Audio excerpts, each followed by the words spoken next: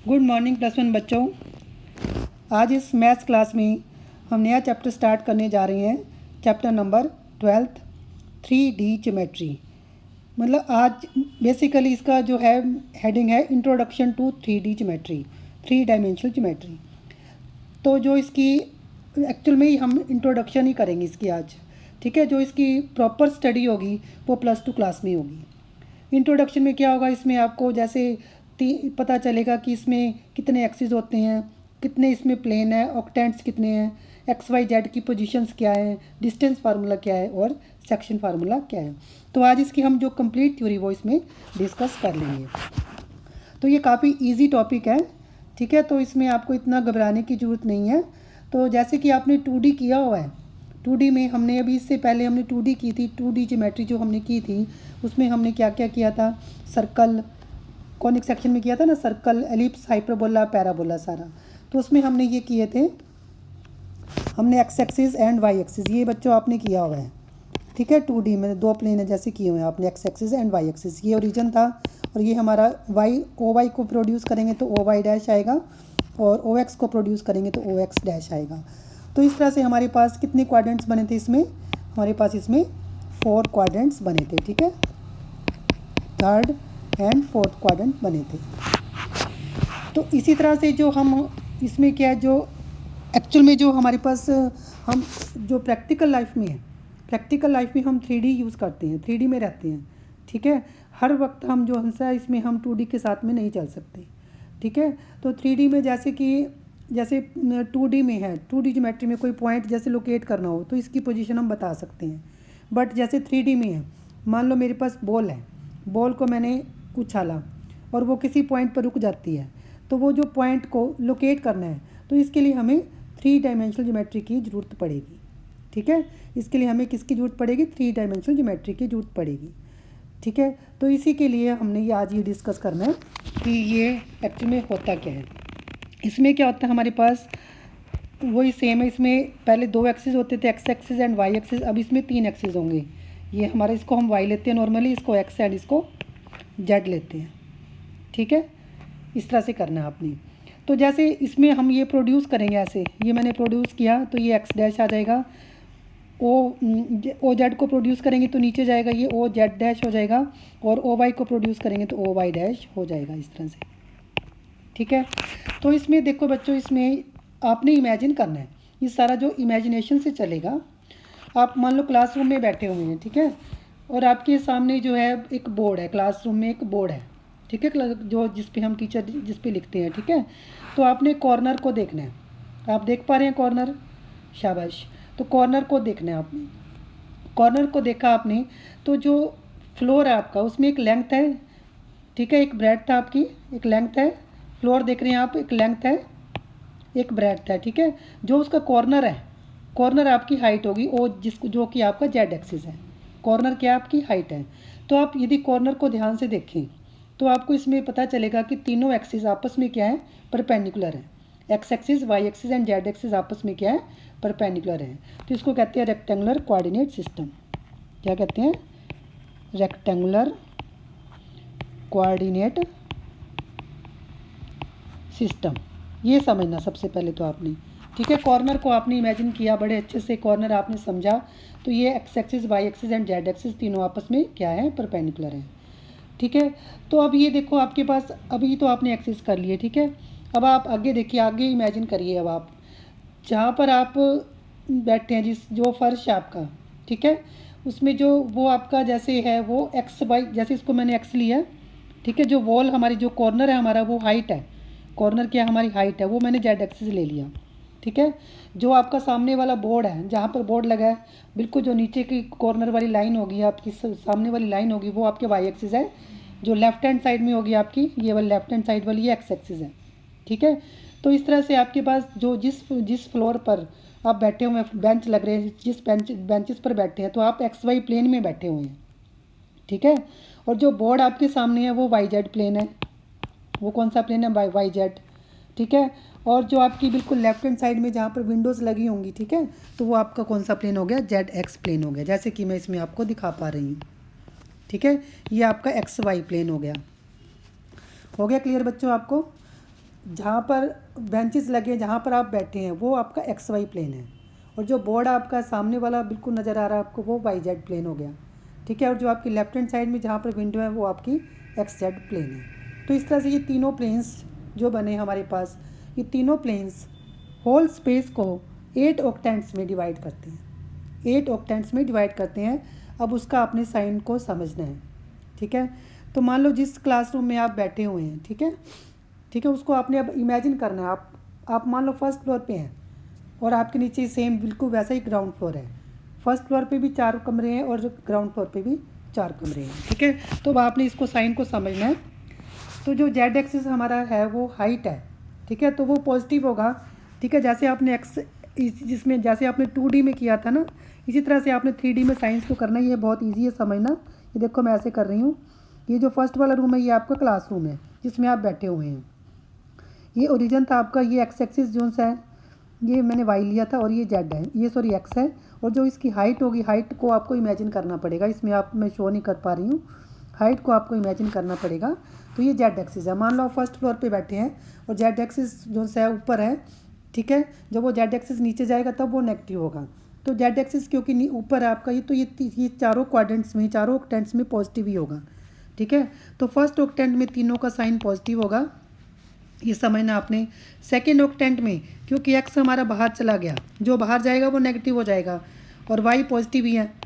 ठीक है, और जेड जो सा वो पॉजिटिव ही रहेगा क्योंकि हम ऊपर फर्स्ट फ्लोर की बात कर रहे हैं। ठीक है, फिर से थर्ड में आगे, थर्ड वाले में, ये थर्ड आपका थर्ड रूम है। इसमें क्योंकि एक्स वाई डैश भी जो है, वाई भी बाहर की तरफ चला गया है, एक्स भी बाहर की तरफ है, तो नेगेटिव नेगेटिव पॉजिटिव हो गया। और फिर फोर्थ रूम में जब हम आए, ठीक है, तो ये आ गया आपका एक्स क्योंकि पॉजिटिव है, नेगेटिव और पॉजिटिव इस तरह से आएगा। तो फिर से हम ग्राउंड फ्लोर पे आते हैं। ग्राउंड फ्लोर में जिस रूम में हमारा क्लासरूम था उसी के नीचे वाला जो रूम है वो आपका फिफ्थ वाला ऑक्टेंट बनेगा। उसमें फिर से हमारा एक्स है, ये वाई है।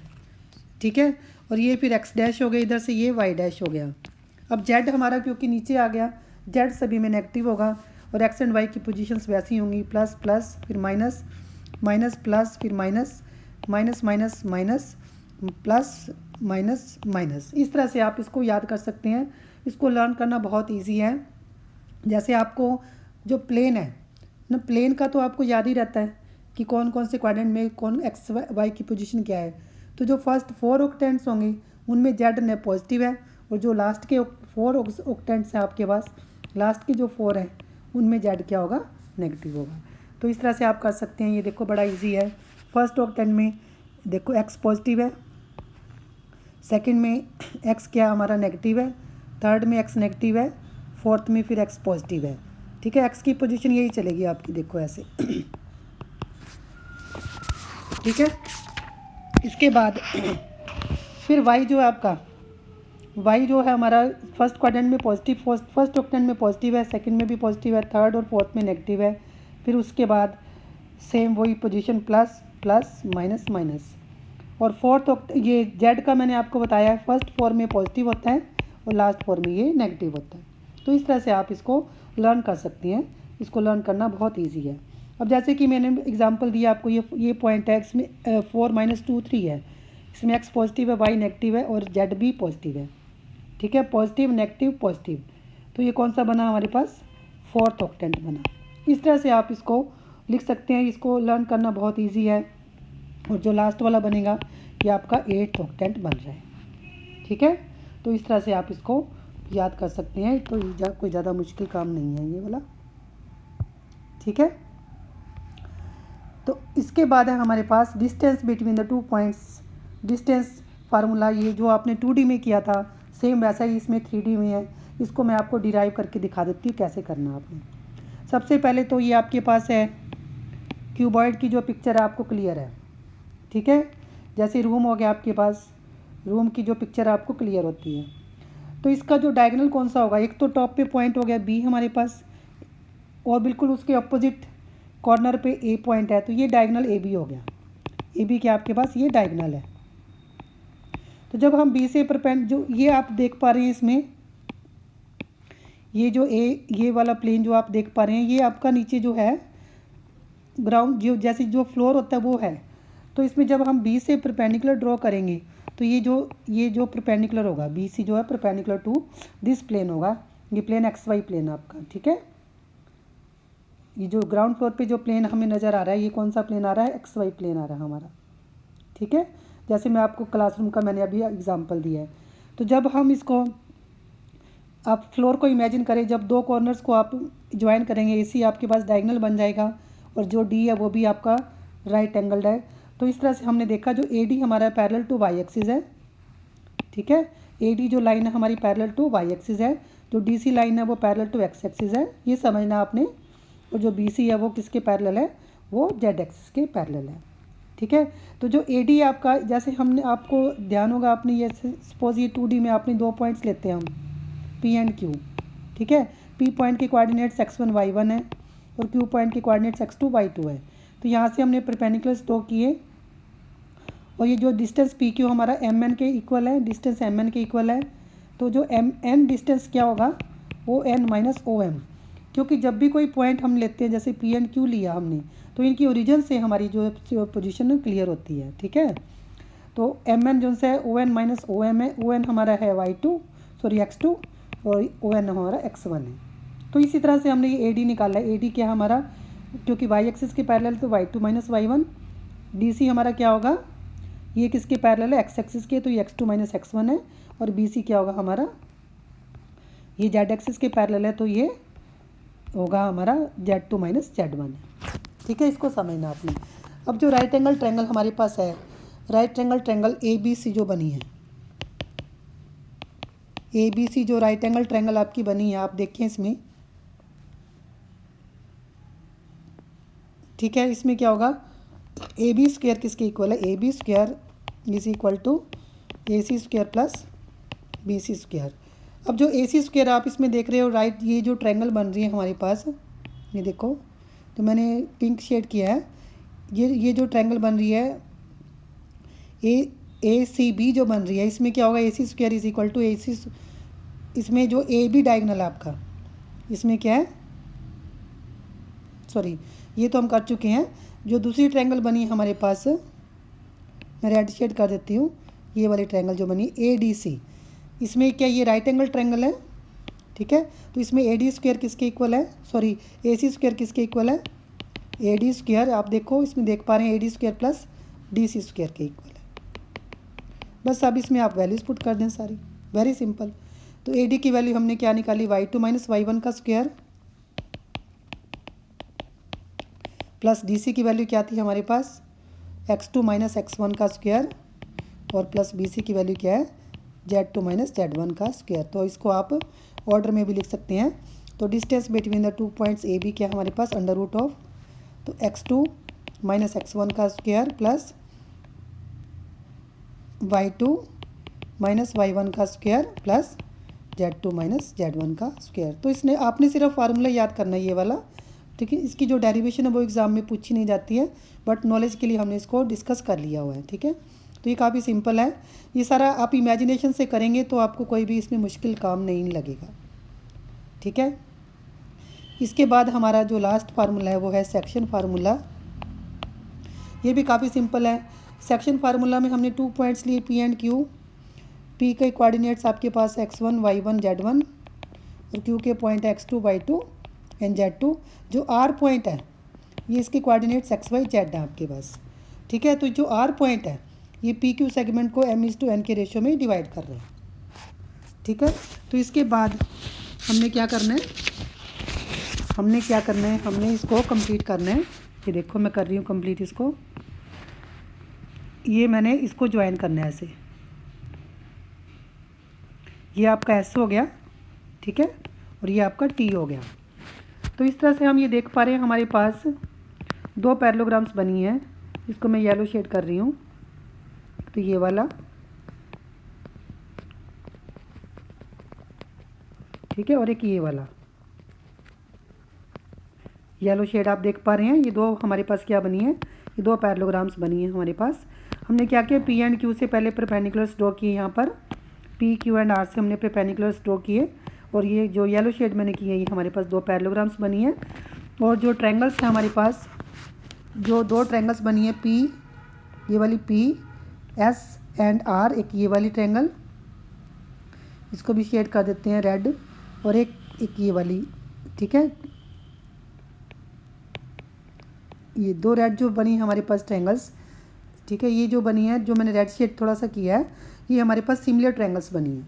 बस आपने सिमिलर ट्रायंगल्स का रिजल्ट लगाना है इसमें। तो ये जो m/n हमने लिया, m/n किसके इक्वल होगा, पी आर, ये जो P R upon R Q is equal to, ये थर्ड साइड एस पी हमने लिया, S P upon Q T. ये काफ़ी सिंपल है। अब जो एस पी है वो किसके इक्वल है, आप देख पा रहे हैं, S L minus P L. इसी तरह से जो हमारे पास क्यू टी है वो किसके इक्वल है, Q M minus T M. अब इनकी वैल्यूज पुट करेंगे, सॉरी जो एस एल है हमारा, एस एल जो है वो किसके इक्वल है, सॉरी इसमें जो एस एल हमारा है वो एन आर के इक्वल है। हाँ ठीक है, वो एन आर के इक्वल है, देखो एस एल, क्योंकि एन आर के कोऑर्डिनेट्स पता है हमें, ठीक है। इस तरह से करना आपने, N R minus P L ऐसे करना है, और इसी तरह से क्यू एम माइनस जो टी एम आपका, ये देखो टी एम भी हमारा इसी के पैरेलल है आर एन के, तो एन आर हो गया। इससे हमें क्या होगा, जो कोऑर्डिनेट्स लोकेट करने इजी हो जाएंगे। एन आर जेड आपका, और पी एल क्या है, पी पॉइंट के कोऑर्डिनेट्स हैं, पी एल क्या आपका Z1 हो गया, बस ये हो गया अपॉन Z2 माइनस Z1। तो सॉल्व करके आपके पास आएगा इसका mZ2, जैसे कि आपने फार्मूला किया हुआ nZ1 अपॉन m+n। तो इसी तरह से एक्स जेड एंड ये हमने जो प्लेन, सॉरी ये हमने जो प्लेन एक्स, ये हमारा एक्स जेड प्लेन था, ठीक है, क्योंकि हम ऐसे ही चल रहे हैं। ये हमारा वाई था, और ये हमारा क्या था, ये हमारा हमने एक्स लिया था, ठीक है। तो ये सारा एक्स वाई प्लेन पर हमने किया था। इस तरह से यदि हम एक्स जेड और वाई जेड प्लेन्स में परपेंडिकुलर ड्रॉ करेंगे तो हमारे पास किस किस के कोऑर्डिनेट्स आ जाएंगे, Y is equal to my2 plus ny1 upon, और जो जेड आएगा, सॉरी एक्स आएगा mx2 plus nx1 upon m+n। इस तरह से आ जाएगा आपके पास, ठीक है। तो ये काफ़ी सिंपल है। तो इस तरह से आपने जो लर्न करना है आप बस इतना लर्न कर लेना, इसकी भी डेरिवेशन नहीं आती। ये पी पॉइंट है, ये क्यू पॉइंट है, और ये आर पॉइंट है। आर के कोऑर्डिनेट्स क्या थे, X Y Z. P point के कोऑर्डिनेट्स क्या थे, x1 y1 एंड z1, और क्यू के x2 y2 एंड z2। तो जब R point P Q segment को इंटरनली डिवाइड करेगा तो हमारे पास इसके आर के कोऑर्डिनेट्स क्या होंगे, mx2 plus nx1 upon m+n, ठीक है, my2 प्लस ny1 अपॉन, और mz2 plus nz1 upon m+n। और जब आर इसको एक्सटर्नली डिवाइड करेगा तो बड़ा सिंपल है, यहाँ पर आप माइनस कर देना बस, ठीक है। और when R is the mid point होगा, 1:1 के रेशो में डिवाइड करेगा, तब कोऑर्डिनेट्स क्या आएंगे, x1 plus x2/2, y1 plus y2/2 and z1 plus z2/2, ठीक है। तो इस तरह से करना है आपने, जो मतलब कि आपने सेक्शन फार्मूला +2 में किया था वही सेम हमारे पास 3D में है, बस सिर्फ इसमें एक ही कोऑर्डिनेट इसमें जो सा वो एक्स्ट्रा आ गया, ठीक है, बाकी सारा सेम है इसमें। तो इसलिए मैंने स्टार्टिंग में बताया था कि ये जो इसमें सिर्फ इंट्रोडक्शन ही है, और ये काफ़ी सिंपल चैप्टर है, ठीक है। तो इसको आप एक ही दिन में ख़त्म कर सकते हैं। तो ये हमने सारी जो इसकी थ्योरी है वो डिस्कस कर ली है। नेक्स्ट क्लास में हम पहले एग्जाम्पल्स डिस्कस करेंगे, फिर एक्सरसाइजेस डिस्कस कर लेंगे। तो एक बार बच्चों आप इसको ट्राई करके आना और फार्मूले याद कर लेना। वैसे तो याद ही हैं आपको, ऑक्टेंट्स जो है वो मैंने इतने इजी वे से आपको याद करवाए हैं कि आपको कभी भूल भी नहीं सकते, ठीक है, क्योंकि आपको 2D में जो है 2D वाले एक्स वाई की पोजीशन पता ही होती है।